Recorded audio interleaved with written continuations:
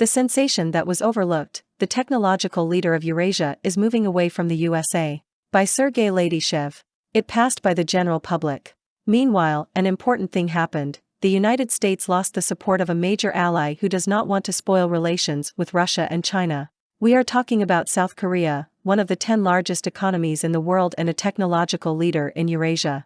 For Moscow and Beijing, this is a great relief. In AUKUS, Seoul, unlike Japan, will definitely not be. Relations between Russia and South Korea will develop. It was difficult to expect such a move from South Korea, which has troops and elements of the US missile defense system. And yet, there are some clear indications as to why this happened. We list them in chronological order. 3 powerful signals. First, it is worth noting the cold reception of the Speaker of the U.S. House of Representatives Nancy Pelosi, the third most important person in the American hierarchy of power, in Seoul, with whom South Korean President Yoon Suk-yeol defiantly did not meet personally by phone. He thus unambiguously expressed his country's negative attitude towards the U.S. provocation in Taiwan. Pelosi flew to Seoul from there. Secondly, just a few days later, during the East Asia Summit in Cambodia, South Korean Foreign Minister Pak Chin, pay attention to the details, said in the presence of the foreign ministers of China and the United States that the Republic of Korea supports the policy of one China, but peace and stability in the Taiwan Strait is important for Seoul, for regional security and prosperity. The minister added, according to the website of the South Korean Foreign Ministry, that, in the event of an aggravation of the geopolitical conflict in the Taiwan Strait, the regional political and economic situation may be destabilized, the negative effect may reach the Korean peninsula. This is a mild condemnation of the U.S. because instead of the one China policy, Washington is now promoting the concept of indeterminate status of Taiwan, which it imposes, with more or less success, on its allies and vassals. While the current authorities on the island say that the Taiwanese themselves will decide whether they are China or not, in the forthcoming referendum, Pak Chin actually quite definitely meant that it was precisely such a policy that threatened to destabilize the political and economic situation in the region, from which South Korea could also suffer, since it would inevitably lead to a Chinese military action.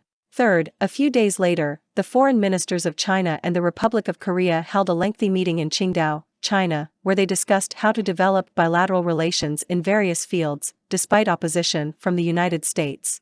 The Chinese Foreign Ministry, in a statement following the talks, stressed that the American THAAD mobile anti-aircraft missile systems in Korea should not become a stumbling block for the development of relations between Beijing and Seoul. Here is what political scientist Dmitry Drobnitsky writes about this, long-awaited, but still sensational news.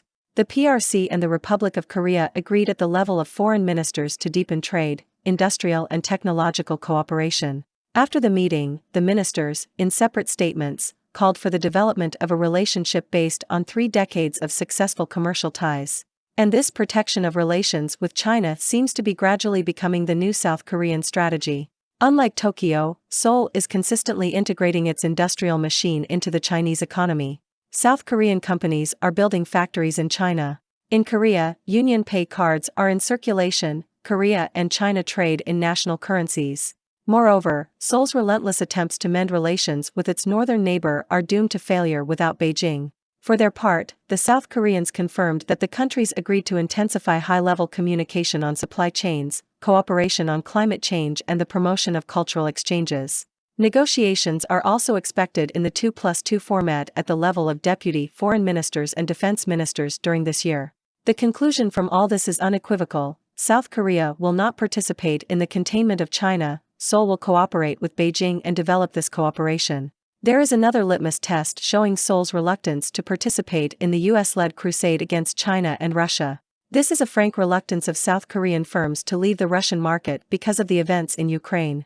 Moreover, they not only intend to stay, but also to strengthen their positions.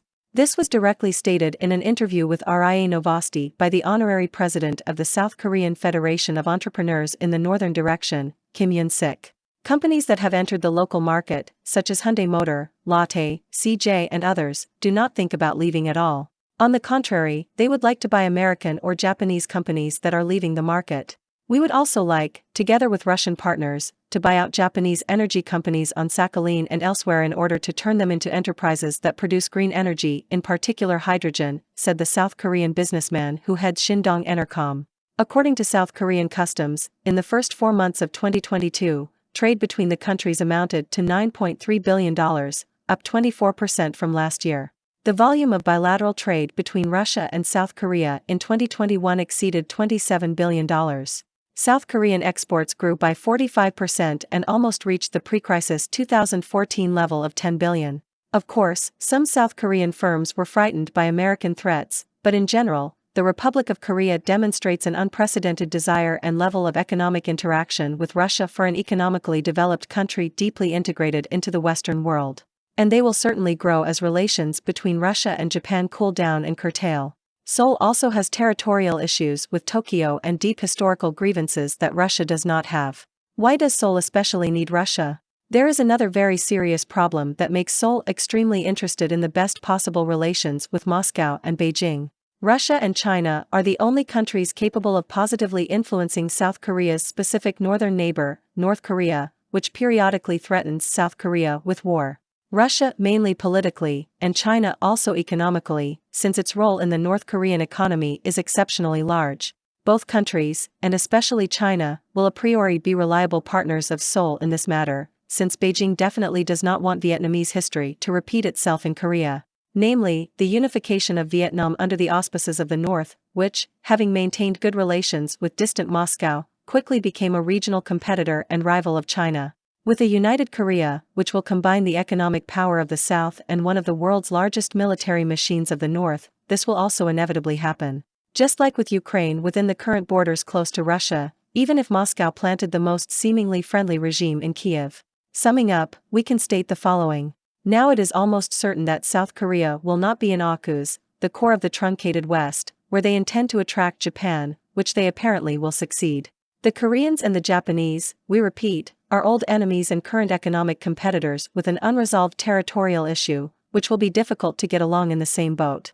Seoul also seems to have realized that the United States is merging allies. One example of Taiwan is worth something, Ukraine, too, quite often sacrificing them for the sake of their interests. This is an example of the European Union, turning the economy and finances into weapons. It is unlikely that Washington will put up with it so easily, but between the new Carthage and Eurasia, the current government of South Korea seems to have made the right choice. If Seoul manages to maintain its newly chosen course, it will be another confirmation of the decline of American hegemony.